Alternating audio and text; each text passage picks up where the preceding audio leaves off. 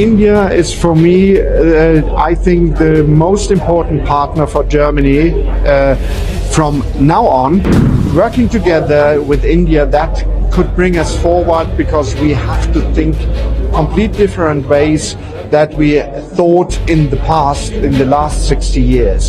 It's great to have this chance meeting these countries like Madhya Pradesh and other countries from India. And thank you very much for this invitation.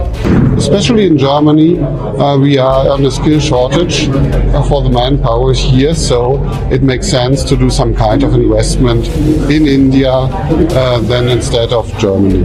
This is an excellent visit and a maiden visit of the Chief Minister of Madhya Pradesh, and it is great to know that a lot of German companies have shown tremendous interest in investing in Madhya Pradesh, knowing that it has excellent location as well as excellent potential of expanding business with investment policies of Madhya Pradesh.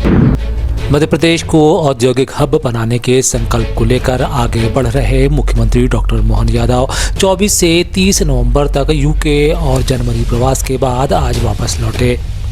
इस दौरान उनका भव्य स्वागत उनकी सफलता को दर्शाता है।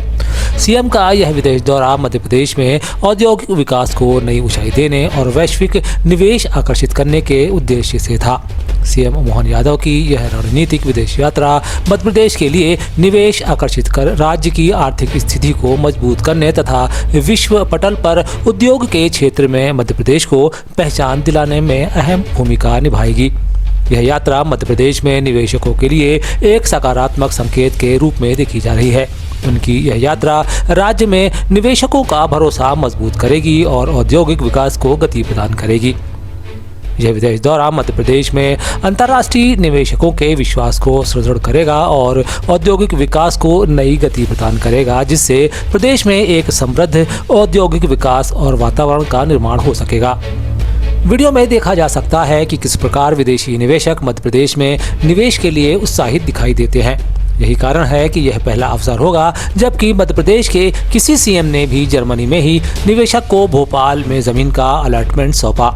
यही नहीं, उम्मीदों के उलट उन्हें इसका परिणाम करीब 100 करोड़ रुपए के निवेश की उम्मीद के रूप में दिखाई दिया। जर्मनी दौरे का यह नया उदाहरण है, जिसके चलते भोपाल के आचारपुरा में जर्मन कंपनी ACEDS लिमिटेड को 27,200 वर्ग मीटर यानी 6.72 एकड़ जमीन आवंटित की गई है। इस उद्योग की स्थापना से एक्सरे मशीन निर्माण एवं अन्य उपकरण, सौर ऊर्जा प्लांट सहित नैनो इलेक्ट्रॉनिक्स के क्षेत्र में कार्य किया जाएगा। बता दें, इससे पहले भी मुख्यमंत्री ने कोलकाता, मुंबई, बेंगलुरु और कोयम्बटूर में रोड शो के दौरान निवेशकों को मध्य प्रदेश में आने के लिए आमंत्रित किया था।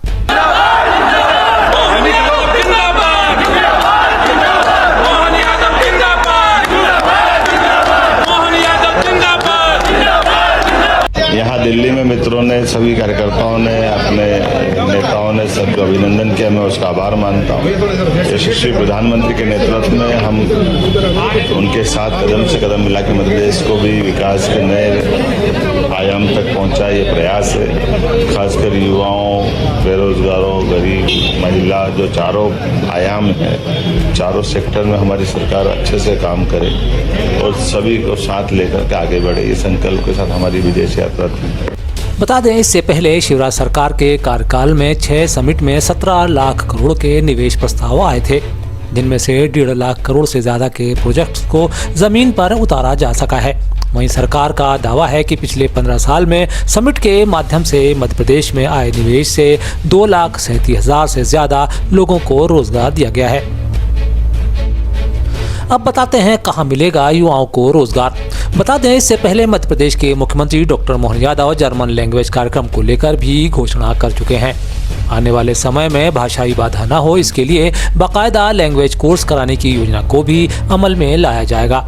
इसके अलावा खुद मुख्यमंत्री ने म्यूनिख में मीडिया से चर्चा में कहा कि जर्मनी में कृषि, आर्टिफिशियल इंटेलिजेंस, स्वास्थ्य, शिक्षा, नई तकनीक और भारी उद्योगों में सकारात्मक चर्चा हुई है, जबकि शिवराज सरकार का फोकस ऑटोमोबाइल, टेक्सटाइल और फार्मा सेक्टर पर रहा है।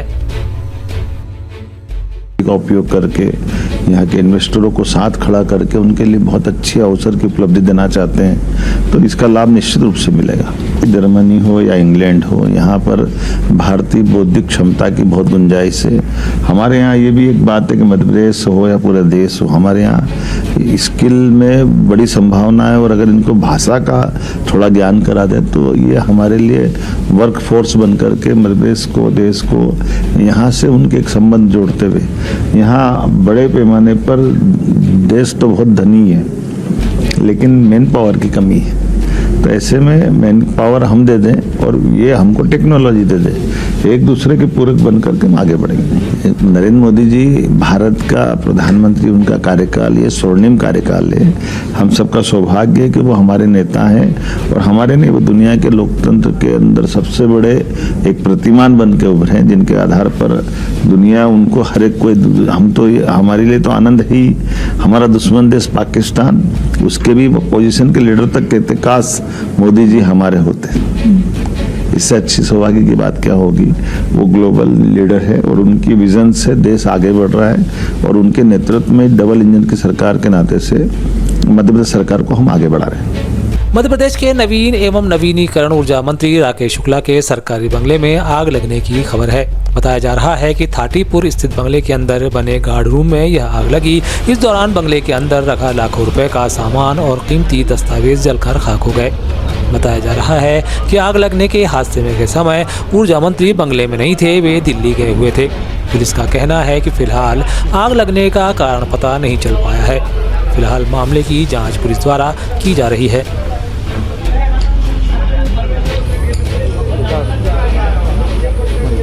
मध्य प्रदेश विधानसभा का शीतकालीन सत्र 16 से शुरू होकर 20 दिसंबर तक चलेगा। इस दौरान 3 नए विधायकों को शपथ भी दिलाई जाना है, जबकि राज्य सरकार सत्र के दौरान सरकार को अनुपूरक बजट प्रस्तुत कर मंजूर हासिल करनी है। राज्य सरकार ने इसके लिए सभी विभागों से प्रस्ताव भी मांगे हैं। विधानसभा के शीतकालीन सत्र के पहले एक बार फिर इसकी कार्रवाई के लाइव प्रसारण की मांग तेज हो गई है। सोशल अकाउंट पर नेता प्रतिपक्ष उमंग सिंघार ने लिखा, यह लोकतंत्र के लिए बेहद जरूरी है। इससे मतदाताओं को पता चलेगा कि उनका प्रतिनिधि उनकी समस्याओं को सदन में कैसे उठाता है। साथ ही सरकार की भूमिका भी स्पष्ट होगी। वे लोग इस मंच पर उसकी जिम्मेदारी किस तरह से निभाते हैं, इसे देख सकेंगे।